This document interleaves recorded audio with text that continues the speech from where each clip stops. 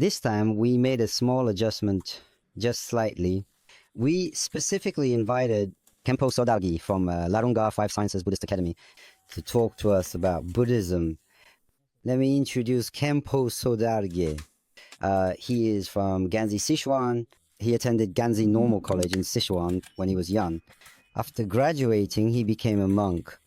And after ordination, he immersed himself in the study of Tibetan Buddhism. He's also very knowledgeable about Chinese Confucianism, Taoism, and traditional Chinese culture. He has visited many top universities, such as Peking, Renmin, Fudan, and Nanjing University, where he has given many lectures that have been very well received by students. Khenpo Sodargye's academic work, on one hand, he has translated many Tibetan Buddhist scriptures into Chinese. As for my own impression, the comprehensive history of Buddhist scripture translation, an important aspect in Chinese Buddhism, began translating Buddhist texts from Western regions. Then, Buddhist scriptures from India were translated as well. The next possible trend in Buddhist studies should translate Tibetan Buddhist scriptures into Chinese. This is also a very important way for us to understand Tibetan culture. Khenpo contributed this. He promoted Confucianism by lecturing on standards for students. He has done much work on Han-Tibetan cultural exchange. Today, let's discuss altruism in Buddhism. This topical truism, considered as one of the most fundamental and essential characteristics of Mahayana Buddhism, let's listen to how Khenpo interprets it. Altruism as ideal of Mahayana Buddhism. All right, now I'll hand the time over to Khenpo.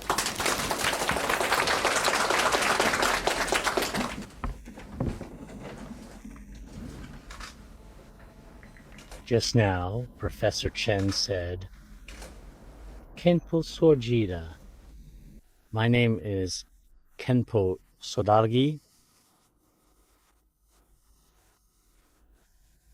I really admire Professor Chen. For many years, over the course of time, he has supervised PhD and graduate students in Buddhist studies. He also earned a PhD in Buddhist studies. I once went to Thailand, probably in 1999. At that time, many university students in Thailand, there were PhD programs in Buddhism and many professors supervising Buddhist PhD students. Back then, I wasn't very familiar with universities on the mainland in my heart. I'm very envious of the conditions at universities in Thailand. How wonderful it would be if the academic world could conduct deeper research into Buddhism. I have always had a truly deep, genuine, and heartfelt yearning in my heart for this. Now, indeed, in many universities, there is very thorough, extremely in-depth and comprehensive research and study of Buddhism. At the same time, I've heard that at Shandong University, there are also studies of other religions, such as Christianity, Taoism, and so on. And these areas are also researched in great depth. In fact, with any religion, we all respect each other. Personally, I feel the same way. And to be honest, I really admire this. Originally, I was just a very, very ordinary monk. Nothing remarkable at all. I was simply interested in many of the ideas in Buddhism and Confucianism, that's all. I really haven't done any deeper research at this point in time. Of course, Shandong can truly be called the homeland of Confucius and Mencius, the land of propriety and etiquette. It should be said that this is undoubtedly the original birthplace of Confucianism. Confucius, Mencius, Yanzi, and others. The 5 great sages of Confucianism all appeared here. And the benevolence taught by Confucianism has many similarities with the altruism promoted in Mahayana Buddhism. So today we are here to present to everyone a particularly simple method to introduce the altruistic motivation and altruistic actions in Buddhism. I think Since everyone present here is interested in Buddhism, PhD students and postgraduates researching, as well as many professors who supervise doctoral students, you must be very familiar with the basic ideas of Buddhism. Personally, after many years of dedicated and extensive research and study in Buddhism, what conclusion have I come to? The so-called Buddha is actually not what some people nowadays claim it to be. A legend or a mythological story such as he was a real historical figure who actually appeared in human history. A truly remarkable, influential, widely respected and noted historical figure. This historical figure should be recognized not only by us Buddhists, but also by people in the academic world today who have no choice but to acknowledge him. As everyone knows, recently the Buddha's tooth relic, when it was enshrined in Myanmar, was received by the president of Myanmar as the main host, along with about 6,000 senior government officials, and was welcomed at a location. Over 2,000 people, in fact, went to the airport to greet it. During the 48 days it was enshrined there, many visitors worshipped every day. Everyone should be aware of this. A few years ago, when the Buddha's finger relic was enshrined in Taiwan, everyone must have heard about it. In just 11 days, there were more than 100 people each day. And during the entire period of enshrinement, indeed, over 1 million people came to pay their respects. That's roughly the number.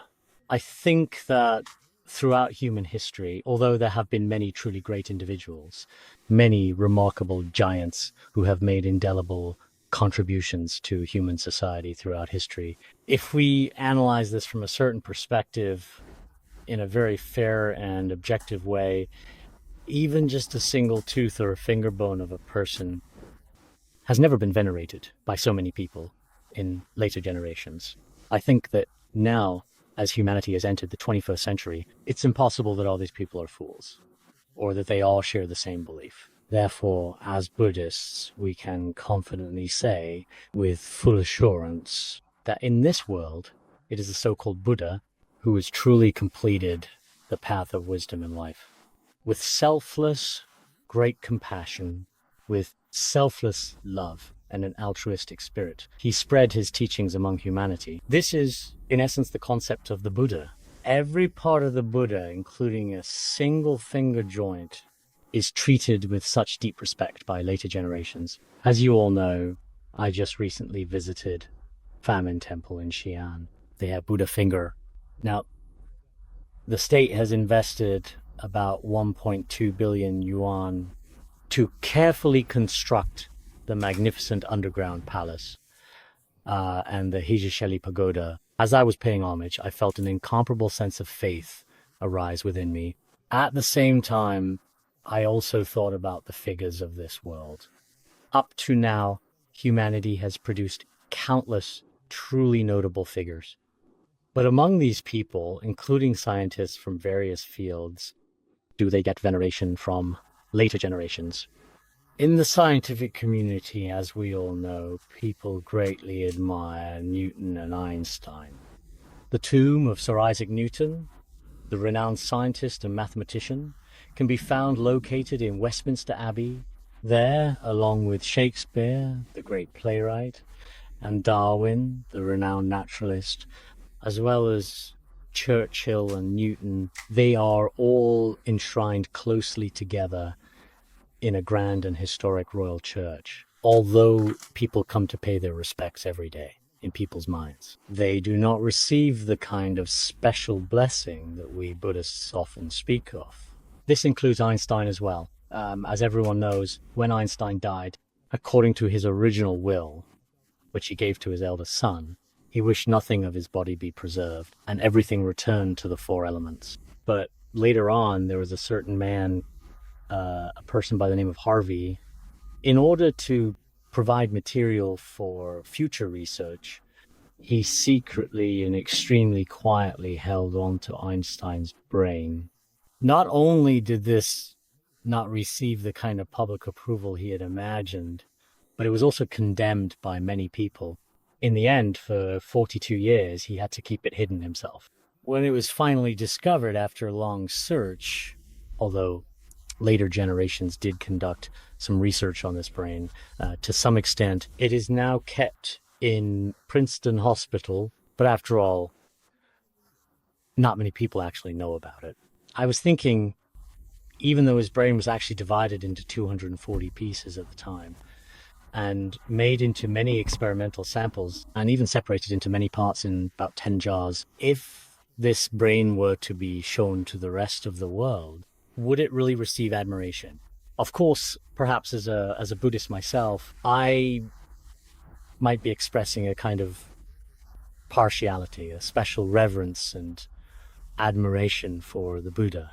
But to speak from a positive perspective, I honestly think everyone should take a moment to reflect on this. I believe that many of the graduate and doctoral students present here, in fact, in our world now, there truly exists certain things, possess great value, and are revered by so many people. It's not all just so-called superstition, as some people might believe. There must be some deeper meaning. And what exactly is that meaning? But I think what's important is that it's worth exploring and worth researching. That is the 84,000 Dharma doors that the Buddha taught us at that time. And in the Chinese Tripitaka, there are so many scriptures, Vinaya and Abhidharma texts, the Tibetan Tripitaka. I used to open the Ratnakuta Sutra and the Avatamsaka Sutra.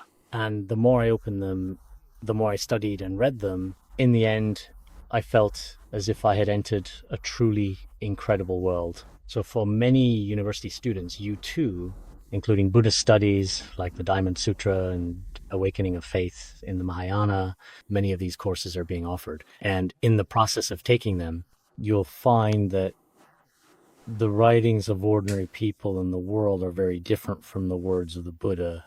All of us have received some education, and whether it's university courses, high school courses, or elementary school courses, after finishing them, they are not necessarily things we will always need to read or revere. But Buddhist scriptures are quite different. Just look at the brief content of the Heart Sutra. The brief content of the Diamond Sutra, anyone who reads it after reading it will find endless meaning to savor, boundless benefit, and unmatched blessings and strength. This is the inconceivable power and virtue of the Buddha, a kind of might contained within these texts. On this point, I think anyone with wisdom certainly has no doubt and cannot deny it. No one can ever erase this fact.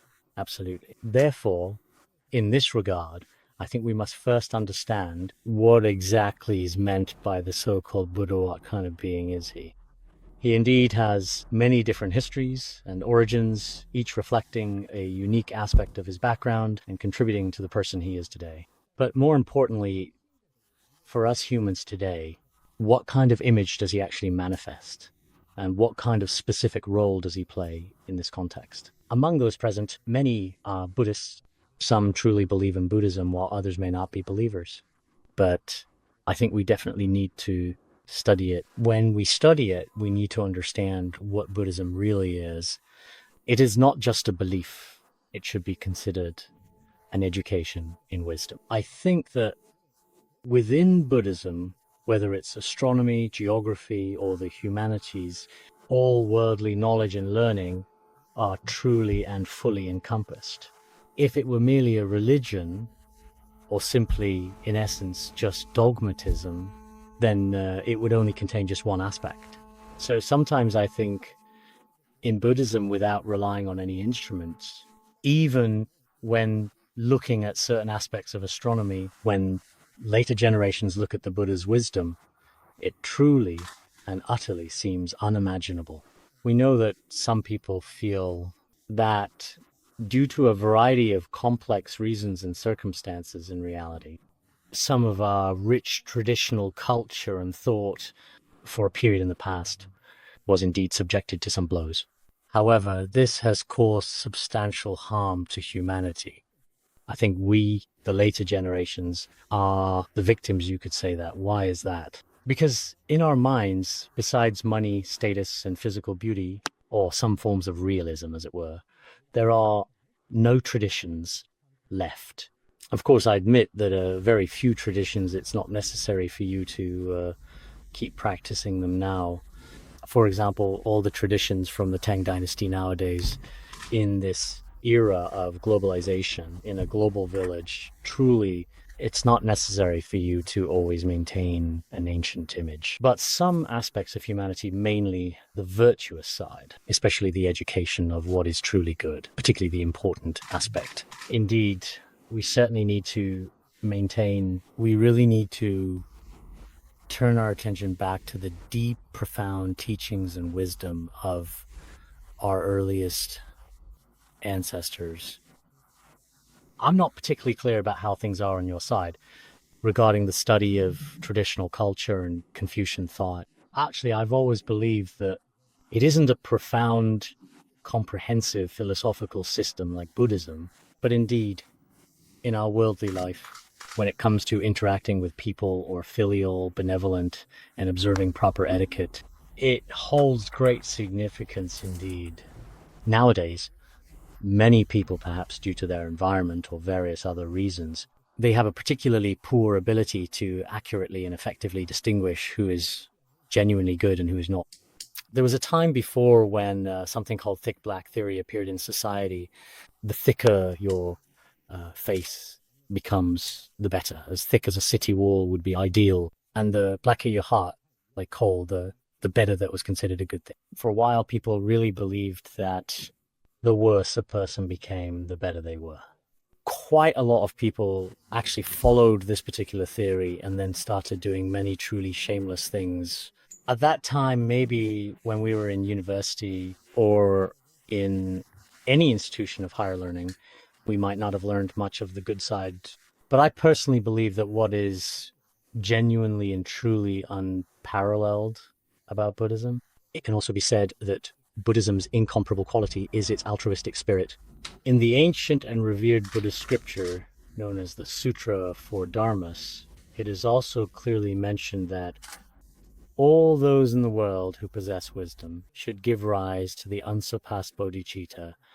I wonder if everyone here is truly familiar with what is called bodhicitta. If you have a relatively comprehensive understanding of bodhicitta, I think in the future, whether you serve society or seek your own path in life, it shouldn't be very difficult for you. Why is that? Because nowadays, most people in our world are all confined within a circle of self, always centered on themselves. Of course, many people might think I should be responsible for myself. I should be responsible for my family, my society, every aspect of my life. But this kind of responsibility in reality is not what we actually call true value. Why is that? Because when our value is expressed in terms of genuine benefit, it is in benefiting others. In fact, so-called bodhicitta, if you look at it in the broadest sense, is the mindset of wishing that all sentient beings attain perfect Buddhahood. But this is the highest level of us here, let alone even those who study Buddhist scriptures or practice them throughout their lives. When it comes to visualizing and wishing to benefit countless sentient beings, they might think, I want to help all sentient beings. And that doesn't seem very hard. But when you try to consider every sentient being, for example, your enemies or people you simply don't get along with, one by one, if you want to make them happy, to ensure they are always blessed with happiness, some people might find that hard to accept. This is very difficult to achieve. So the so-called genuine bodhicitta that we talk about now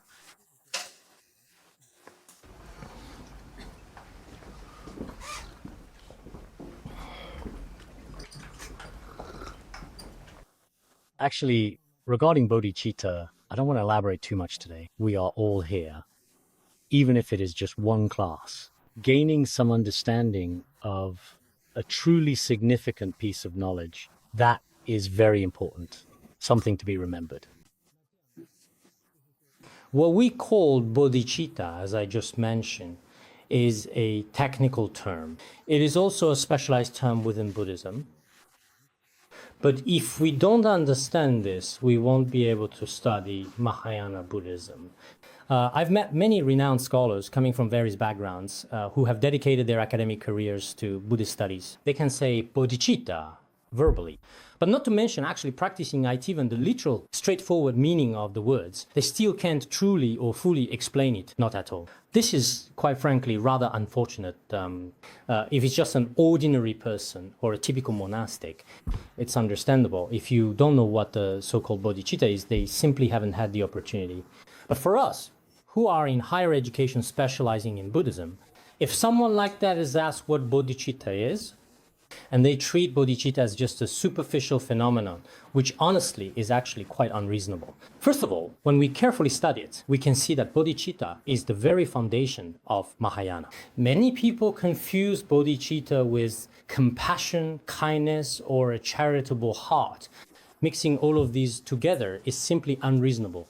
We must explain it according to its own, especially profound and vast meaning. When explaining it this way, in other words, we should say bodhicitta is divided into aspirational bodhicitta and engaged bodhicitta, which everyone here should be familiar with. Aspirational bodhicitta means making a vow to benefit all living beings all across the world. It's like when we want to do something good, it's that kind of intention. As for engaged bodhicitta, not only do you make this vow, you also need to actually put the 6 perfections and myriad practices into action. This is what we call engaged bodhicitta in Buddhist practice.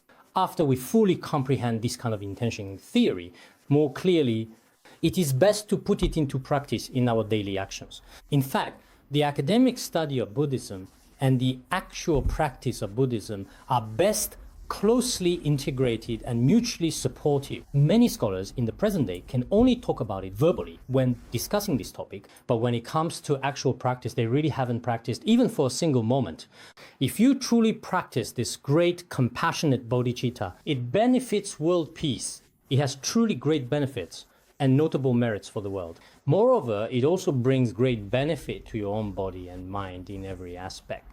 If a person meditates on bodhicitta for even a single moment, the merit accumulated thereby is immeasurable even to the Buddha. If we are able to contemplate and cultivate bodhicitta even for a single instant, even though an instant is very brief, if we can meditate on bodhicitta in that moment, then according to Buddhist teachings, the merit of this practice is immeasurable, even by the Buddha. But perhaps this sounds a bit lofty, and we may not immediately grasp its true meaning. When it comes to our physical well-being, nowadays, even some of the most prestigious universities, such as Harvard, Princeton, and Cambridge, and so on, have all established some meditation societies in their respective regions called meditation societies. What do they practice in these meditation societies? They focus on cultivating compassion. Cultivating compassion is not very difficult. Any student can do it. From what I know, there are some university professors abroad, as well as some elementary school teachers. They all encourage children to truly learn about compassion. When it comes to learning compassion, they usually spend about 10 minutes in the morning each day. Everyone sincerely and thoughtfully cultivate compassion. So-called loving kindness is wishing for all beings to attain happiness. As for compassion, it means wishing for all beings to be free from suffering. When you cultivate this kind of compassion in your mind, on the surface, it appears to be a form of Zen meditation. But if you contemplate for about 10 minutes in the morning and another 10 minutes in the afternoon, then after a week or two, when tested once again with scientific instruments, as usual, the person's mind has already become gentler and much more balanced. People who used to have particularly bad tempers after practicing compassion become extremely cheerful and relaxed. So in many hospitals in the United States and elsewhere, this is called relaxation therapy. This is actually a practical method of cultivating bodhicitta. I hope that in our higher education institutions, we don't rely solely on theoretical approaches. In purely theoretical terms, people become a so-called, in Buddhist circles, we call them Dharma slicks. In the secular world, they're just old slicksters. Anyone can talk the talk. I've met many brilliant people like this, including PhD students and postdocs. They can really write about it and talk about it fluently, but their own minds are fundamentally not genuinely actually connected. The essence of Mahayana Buddhism Some even become more and more prejudiced as they study further, harboring slander about the Buddha history and the most profound Buddhist teachings in the world, often contain some slanderous words, such as insults, etc. These are all completely unreasonable. In my view, I believe that we should embody great compassion through our own practice. There's a particular story that I really truly like from Tibetan Buddhism about Atisha, the founder of the Kadampa tradition. You all know the story of Atisha. This story is very, very inspiring to me. Perhaps after hearing it, some of you here today may not feel much, or perhaps you will feel something. But I still want to briefly share the story of Atisha here. Atisha was a prominent figure originating in the 11th century CE. He was a prince from eastern Bengal. He was supposed to inherit the throne, but later Tara gave him a prophecy of his future, saying he had been a pandita, a wise scholar, for 500 lifetimes. A pandita is like what we call a doctoral advisor, a person of great wisdom. But you have not yet truly attained enlightenment, nor have you truly understood the meaning of life. If you truly wish to attain enlightenment in this lifetime, then you must give up the throne and follow the path of renunciation. After hearing all of this, in the end, he ultimately did not inherit the throne and completely gave up his future royal kingship. He began to follow a very famous Indian master of that time named Rahula. During the time he studied under him, he learned all of the Tripitaka. He mastered all of the Tripitaka. In fact, he had already been a Pandita for many lifetimes before. He had a photographic memory for all kinds of knowledge, but in the end, he only acquired knowledge. Knowledge was just knowledge, and he was simply himself. There was no real connection or understanding between the two. Later, he kept thinking, the real meaning, the true truth of all this knowledge I have learned, when will I fully understand it, become completely enlightened? While circumambulating the Vajrasiyate in Bodh Gaya, India, some of you may have been there on pilgrimage. While he was circumambulating there, he saw two very beautiful girls having a conversation. They were talking. If someone truly wants to attain the state of enlightenment, they must cultivate bodhicitta sincerely. At that moment, he felt that these two people were also talking about bodhicitta. The next day, under a bodhi tree, or rather near this tree, there was also an old leprosy patient, as well as a beggar, and an elderly woman. In the conversation between those two as well, they said, if someone truly wants to awaken to the truth of life, they need to cultivate bodhicitta. Later, at that moment, he thought, actually, whether it's people of higher status or lower status, everyone from top to bottom is talking about bodhicitta. Only he, in this world, did not understand the true importance of bodhicitta, at least. That's what he thought then. But then, on the third day, he was inside a temple hall. He saw a little bird perched on the knee of the Avalokitesvara Guanyin statue. Then the statue seemed to tell the bird, if you want to attain the state of enlightenment quickly, you must cultivate bodhicitta. At that moment, all the worldly doubts he had before completely vanished like smoke, and he was suddenly enlightened. He now understood more deeply the importance of bodhicitta. He'd awakened to the nature of mind. He had to study and practice bodhicitta. He had to find a wisdom master. Later, he traveled to Indonesia. There, he studied under Master Jinju for 12 years. He practiced continuously and later received many important prophecies from holy beings. Originally, he could have lived to be 92 years old. But if he were to come to Tibet, for example, at that time, during the early period of Tibetan Buddhism, Buddhism had been destroyed by Langdama. Then later, King Yeshi invited him to Tibet. Fascinating stories emerged. At that time, he received a prophecy. If he came to Tibet, his lifespan would be shortened by 20 years. If he did not come, he could live to be 92 years old. Ultimately, in the end, after much thought and reflection, he chose to come to Tibet to spread the Mahayana Dharma. He also founded the Kadampa school and composed the lamp for the path to enlightenment. The current stages of the path to enlightenment actually originates from this important, notable work. Everyone should be aware of this. So the methods for cultivating bodhicitta that he taught have been passed down right to the present day. Moreover, in Tibet today, These altruistic mind and bodhicitta have been perfectly preserved in the lineage, teachings, and all the stages of practice. All of these have continued to be transmitted, whether in monasteries or among lay people. On this point, speaking personally, I am quite familiar with many aspects of both Han and Tibetan Buddhist cultures, but I truly feel that the teachings on bodhicitta, the instructions and pith teachings on bodhicitta are especially, without a doubt, exceptionally profound in Tibet.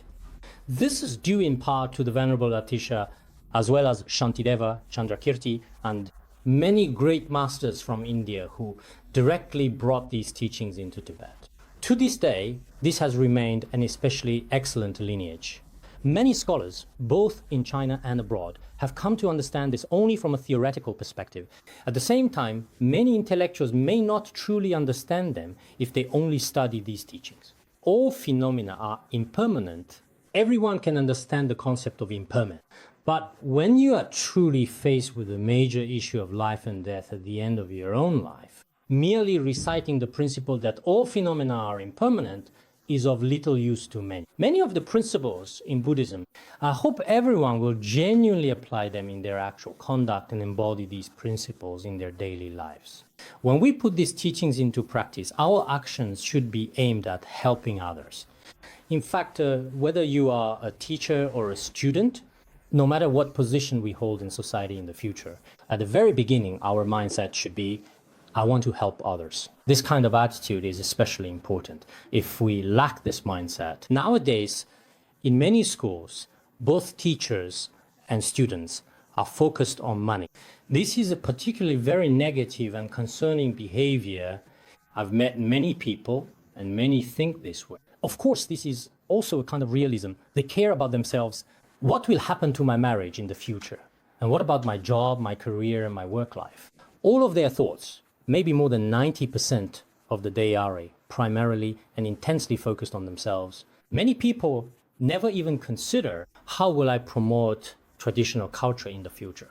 When I enter society later on, to the best of my ability, how should we thoughtfully and carefully treat this society and all forms of life in the world? Do something truly meaningful. We do not be attached to our own clothing or to our own food and shelter. As an ordinary person in the world, this is probably impossible to achieve. In fact, the more you think about yourself, the less real benefit you actually gain. But if our hearts are more focused on others, the more we will gain benefits in all aspects. Nowadays, some news media often report on many facts about the decline of morality and ethics. If these things appear before us, on one hand, our sense of community is basically not what it used to be. In this regard, in our Tibetan region, this is indeed the reality. For example, if someone is unfortunately run over by a car on the road, then I believe, and I can say this with confidence, without a doubt, that now the vast majority, over 99% of all Tibetans, would definitely stop their cars immediately and do everything they can to save that person. Not to mention ordinary people, they will stop and spare no effort to save him. Even if a yak is injured by a car, people would go and try to save it as well. Having this kind of genuine compassion and kindness is truly especially important in our lives. If we lack this, then the altruistic spirit that humans should possess has already been lost. I once read about the greatest figure of the 18th century, Patrul Rinpoche, Chogi Wanpo. In Tibet at that time, he was a household name known by everyone.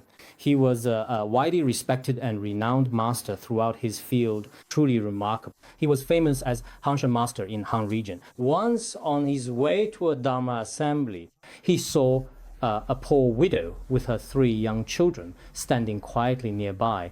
She headed to Shik for a Dharma assembly. When he saw this, he felt compassion in his heart.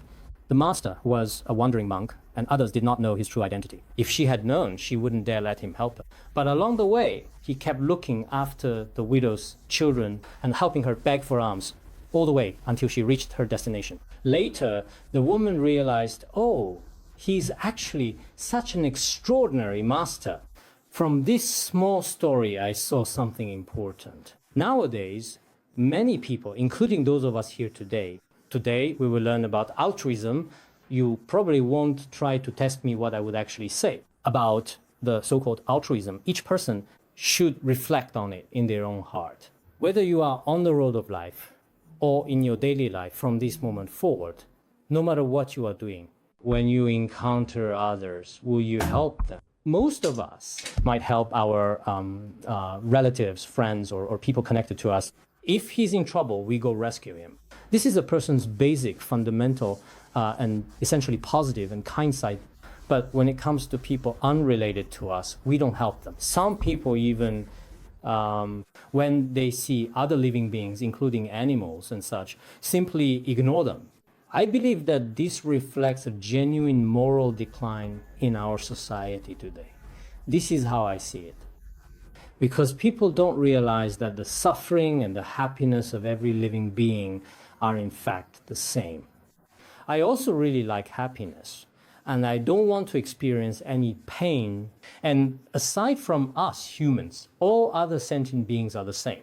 Few religions and worldly views, including atheistic perspectives, do not truly understand the value of life.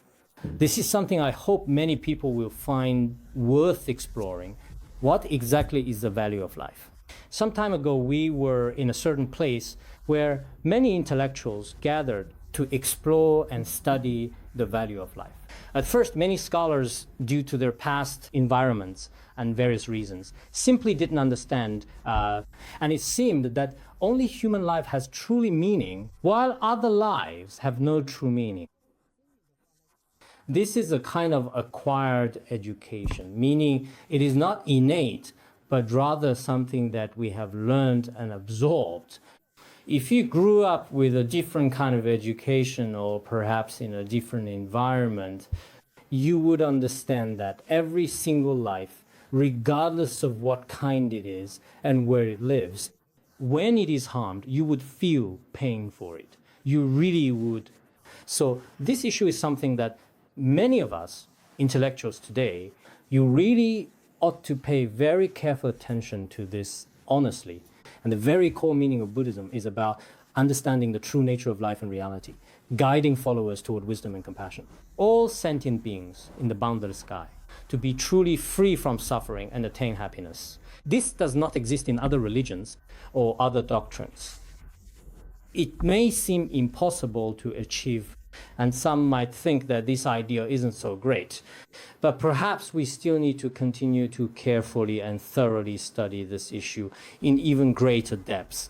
If you truly study it, only then will you really understand the true merit of bodhicitta. It is stated in the Buddhist scriptures, if the merit of bodhicitta, this enlightened mind, were to take physical form, even one as incredibly small as a mere square inch, it would undoubtedly fill the entire boundless expanse of space, and nothing could contain it.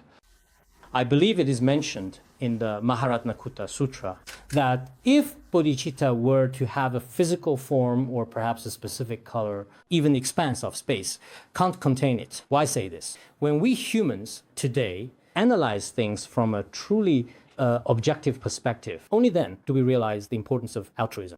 If you yourself encounter difficulties and suffering, and someone else saves you, a complete stranger saves you, only then you realize, wow, it turns out that bodhicitta truly possesses such immense merit. In this way, the illnesses and troubles that reside deep within our hearts can be thoroughly and completely healed. In fact, bodhicitta can fully cure the ailments within our minds. It allows all sentient beings to experience a kind of happiness. I remember that there is a scripture, one that I once read, called the Mahayana Sutra of Fearless Bestowals Questions, in which it is said, the merit of bodhicitta is a supreme and wonderful medicine capable of curing all diseases and bestowing happiness on all sentient beings, including all worldly pleasures and timeless joys. Through bodhicitta is the best and most wondrous medicine. Bodhicitta can help to heal and cure the illnesses within the minds of sentient beings. Moreover, it can bestow upon all sentient beings genuine and lasting happiness. The meaning of this scripture is something that everyone present needs to explore in detail, because the study of the Tripitaka is not quite so simple as it may seem. On the surface, ancient texts like the Diamond Sutra seem so brief, as do some other important texts, including, for example, the Prajnaparamita Sutra, as well as the Kaishitigarba Sutra. On the surface, it doesn't seem like much. But throughout history, wise people and scholars have racked their brains to study them in depth. During their research, what did they discover? Some real value in it, in this world. Many people ask, if Buddhism is truly so beneficial and good, then why is it that more people don't actually believe in it? Actually, whether it's faith in Buddhism as a spiritual path or the discoveries that have come from its teachings and practices, any truth, after all, is always grasped by only a few people.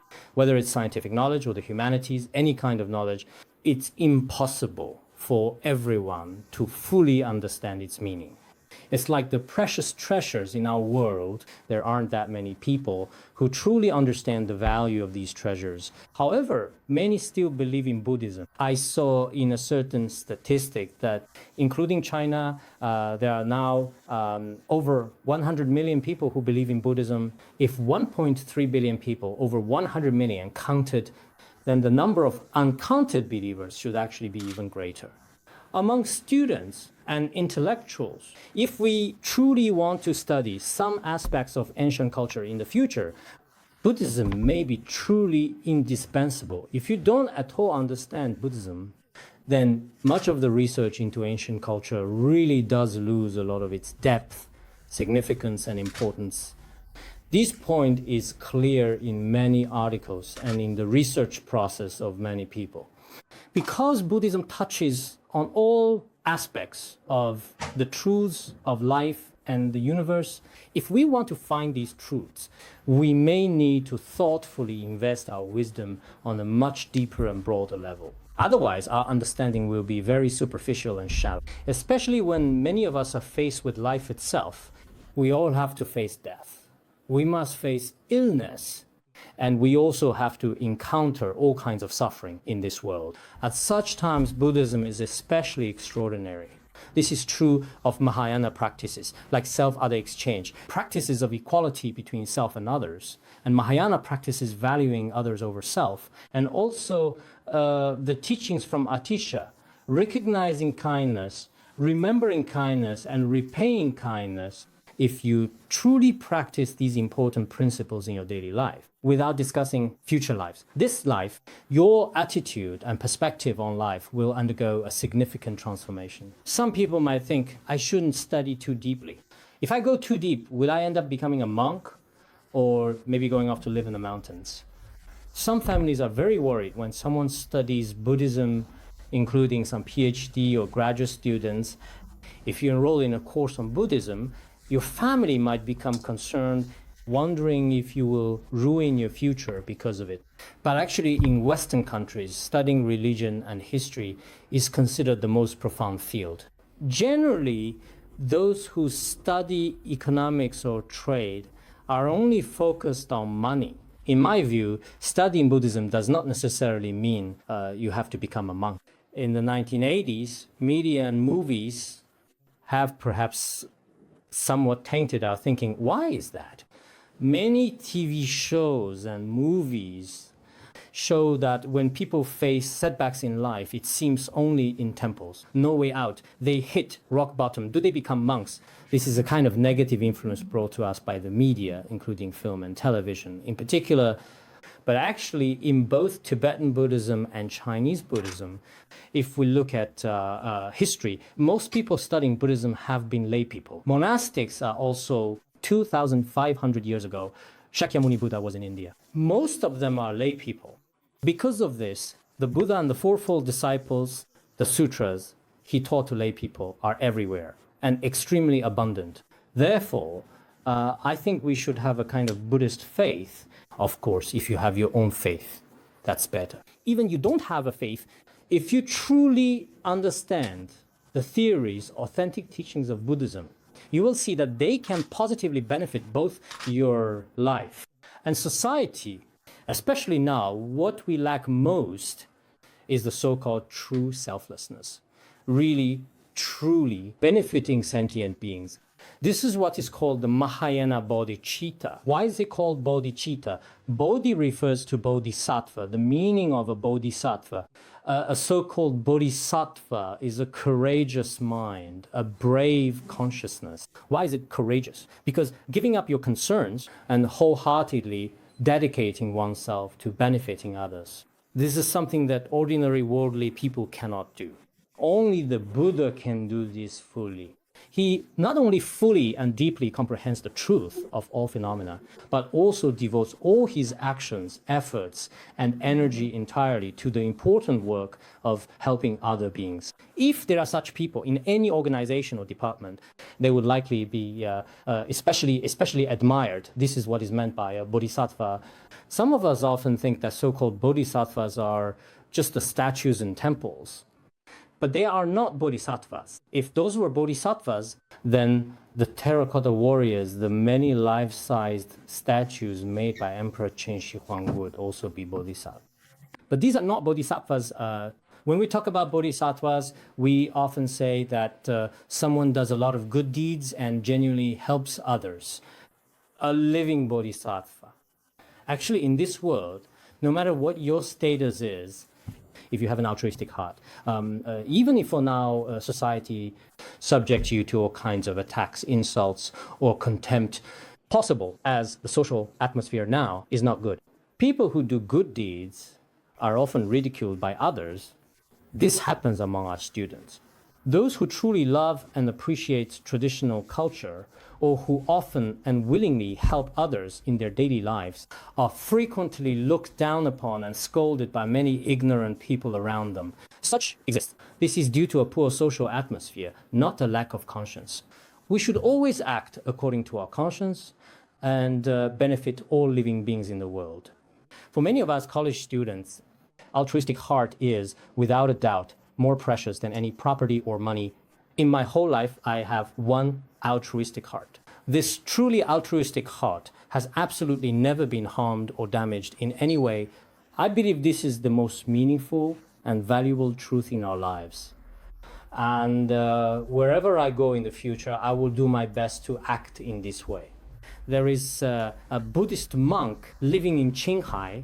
I heard he's a true bodhisattva. Later, I tried to understand why he was considered a bodhisattva. He is truly content living a simple, uncomplicated life. As long as it involves others, he's always willing to help. Even if he is wronged by others, it doesn't matter to him. He has always lived this way. In fact, among people, there really are many such examples. Society may not necessarily recognize them, but in fact, for us, they should be worth learning. A lot of education nowadays is primarily focused on how to be successful, in particular, right from the start. The so-called measures of success or failure are things like your status, wealth, and so on. But in many schools, they don't talk about genuine altruism. If there is no altruistic mindset, then one has nothing in common with Mahayana Buddhist thought. Even some of traditions in our traditional worldly culture are not even a little bit close. So today, I also want to take this rare and valuable opportunity to share with everyone. The so-called altruism, of course, encompasses a vast array of contents and carries profound and rich implications. It's actually very difficult to really summarize it for everyone in such a short amount of time. But it is necessary to have an altruistic mindset. An altruistic heart is like a precious and rare jewel, endlessly shining and constantly radiating a beautiful, gentle light. It can dispel the ignorance and darkness within the hearts of humans and all living beings. It gently reveals to us the true and meaningful path in life, guiding us forward. That's all. Let's have a little exchange. All right.